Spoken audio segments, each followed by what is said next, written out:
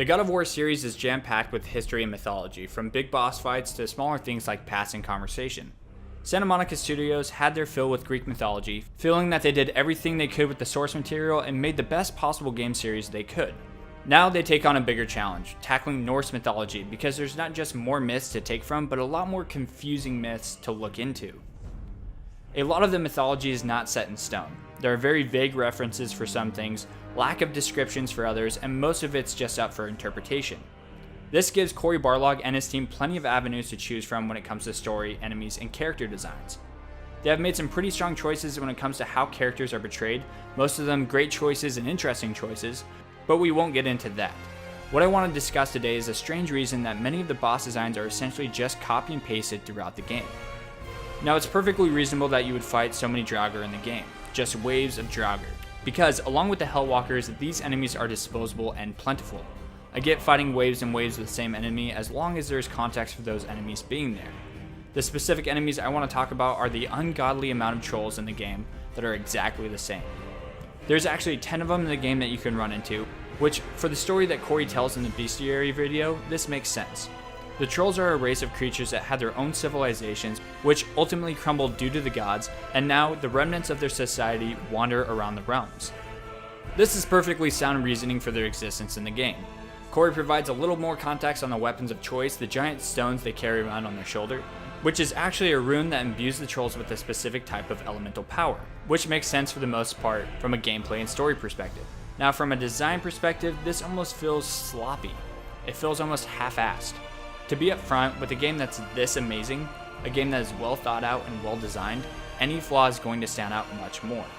Santa Monica Studios put so much care and effort into creating such an amazing setting and set pieces, interesting enemies and monsters, but then reuse the same assets so many times over. Why? I can get behind sprinkling trolls throughout the game, and 10 is just the right amount when it comes to a game this long. Some of them are even optional. But what I don't get is that the troll you meet by your house is essentially the same troll on the shores of the Lake of Nine, as well as the same troll that guards the entrance to Hell, which is the same two trolls that protects Tyr's vault. They may have different elemental abilities attached to them, but it makes little sense that they would all have the exact same weapon. They look different, yes, but barely. I'll give them that, but it just feels copy and pasted. If the remnants of a society were to spread across the realms, taking different jobs and tasks from others, or just doing their own thing, wouldn't they all have some sort of different weapon? The ones roaming around would make sense to use the pillars. They could find it, or they would always have it on hand. But let's look at the ones guarding Tyr's vault. In the game, they're known as Grendel of the Frost and Grendel of the Ash. I actually really enjoy this boss fight because it focuses on spatial awareness and forces you to constantly switch weapons to fight either boss. It's admittedly a good way to shake up these boss fights, but the pillars are still bugging me. From the slight amount of research that I've done, it looks like the Grendels are a different version of a monster from the poem Beowulf, also called a Grendel. These creatures are born from a hag every 500 years and are so powerful they're able to take on entire armies before being slain. They are known to be 10 foot tall, and legend says they are half man and half fiend. Besides being covered in fur and being very large, there isn't a ton of descriptions on what a Grendel should look like exactly. But it's believed in the story of Beowulf it represents the greed of man, hence why it's guarding Tyr's vault and protecting it from those looking to steal. I don't know exactly what conversation took place during the development of this game, but a character like this sounds like an artist's dream. There's plenty to work with, especially in the world of God of War. This is why it's so disappointing that they ended up doing another version of a troll, especially because the monster's origins have nothing to do with the trolls, and therefore they shouldn't have a rune with them. If anything, they should have any other weapon. I also did some research on the troll they call Matgur Helsen, which I'm probably pronouncing wrong, but he's known as the Keeper of the Bridge. In the story, you must travel to Helheim to rip out his heart in order to cure a trace of his sickness.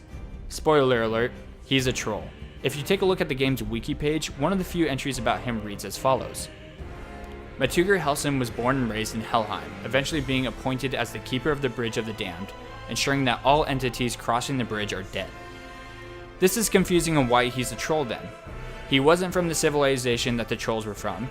It's not out of the realm of possibilities that he's of the same race, but once again, he has a pillar. Who gave him the pillar? Where did he get it from? Why can't I just fight the giant bird in the background who's just chilling there? That seems like a much more exciting boss. As usual, there isn't much about the actual Keeper of the Bridge. One of Odin's sons, Hermod, I think, sets out to retrieve his brother Balder from Helheim after Balder is killed by Loki. Spoilers. On his way, he meets the Keeper, who's a frail woman that goes by the name Modgud. Modgud. She doesn't say or do much in the story, but her Norse name in English roughly translates to not a troll or furious battler. They could have at least made the Keeper of the Bridge a revenant, which would be a lot closer representation of who she is, and also it would still be a woman. As far as the other trolls go, they're their own thing. Name some names that don't make a whole lot of sense. While doing some research on them, I found some forums that for some reason got rather aggressive, so not much was actually learned from there. Now it's totally fine to have these guys be trolls, because that's what they actually are. But some variation on them, including the Grendels and the Keeper of the Bridge, would be great. Trolls were apparently known for their ability to make things from stone and wood, which means crafting weapons is not out of the question. It would be nice to see a troll carrying some sort of hammer or a giant rock or even a freaking hook would be great. A variety of different troll weapons would shake up gameplay and mean you could even use more trolls in the game. Copy and paste them all you want, as long as there's a variety of them. There's many different kinds of Draugr and Hellwalkers with different speeds, armor, and strength, but we get one troll. Give us one that uses a hammer and has a much larger reach and does significant amount of damage. The Grendels could use swords and daggers and be much quicker than their counterparts. A fun challenge would be one with like a giant hook, causing you to have to be on your guard from a distance, because it could have a giant sweeping attack that reaches across the entire battle area. Or if you time a roll incorrectly, he could hook you from a distance and pull you in for a devastating attack. Instead of 10, give us 15 or 20, but give us 4 or 5 different variations instead of one stagnant one. God of War is amazing, and with a 5-year development cycle, Santa Monica clearly had their hands full. But they managed to craft a stunning and emotional game, with strong gameplay mechanics and epic moments. Like I said earlier, when you create something as amazing as God of War, then everything gets put under a microscope. The issue with the trolls is probably not anything new, but it's something to definitely think about.